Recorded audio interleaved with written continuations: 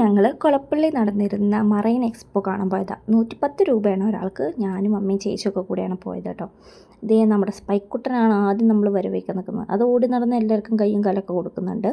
പിന്നെ നമ്മൾ നേരെ പോയത് മീനുകളുടെ മഹാസാഗരത്തിൻ്റെ ഉള്ളിലേക്കാണ്.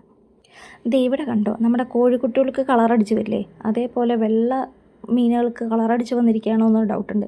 ചിലതിൻ്റെയൊക്കെ കളറ് കുറേശ്ശെ പോകുന്നുണ്ട്, ചിലത് കളറടിക്കാത്തത് കൊണ്ട് ഇതുണ്ടോ വെള്ളയ്ക്കിടയിൽ അടുത്തൊരു മുതൽ. പിന്നെ എന്ത് ചെയ്തിട്ടും അവൻ കടന്നുറങ്ങാൻ തോന്നണു. ഇതുണ്ടോ ബാക്കിയുള്ളവരൊക്കെ ഓടിച്ചാടി നടക്കുന്നുണ്ട്. നമ്മൾ എന്ത് കെട്ടിയിട്ട് അവൻ നീക്കുന്നില്ല.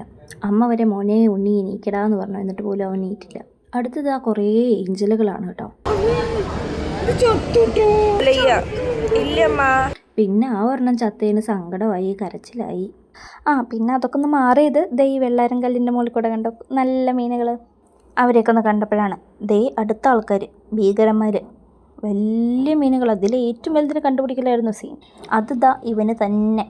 അടുത്തത് നമ്മുടെ നാടൻ മൊയ്യാണെന്ന് പറഞ്ഞ് അമ്മേനെ ഞങ്ങൾ പറ്റിച്ചിട്ടുണ്ട്. ശരിക്കും എന്താണെന്ന് ഞങ്ങൾക്കറിയില്ല. അടുത്ത കുറച്ച് നോക്കിയപ്പോൾ അവിടെ ആളെ കാണില്ല. പുറത്താണ് ആൾ.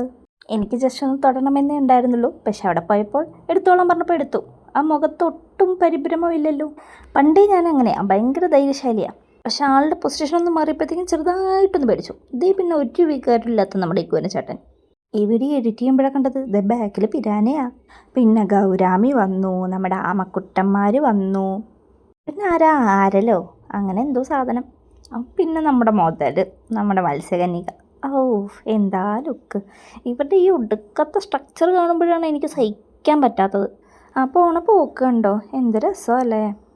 ഇനി ഇങ്ങനെ നീന്തി തുടിച്ച് പോയിട്ട് ഇനി ചേച്ചി മുകളിൽ പോയി ശ്വാസം എടുക്കും. പിന്നെ അപ്പുറത്ത് കൂടെ വന്ന് നമുക്ക് ടാറ്റയും ഹാർട്ടൊക്കെ തരും കേട്ടോ. നല്ല രസമാണ്.